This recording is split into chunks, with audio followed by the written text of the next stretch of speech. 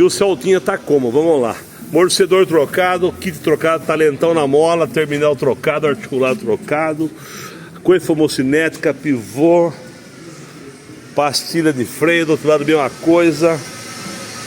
Aqui atrás já demos um talento aqui, ó, da sapata de freio aqui no freio, ponta de eixo trocada, rolamento novo. Vamos que vamos. E 2 pneuzinhos remorne. Tá montado. Aí, ó, vamos que vamos. Tchau.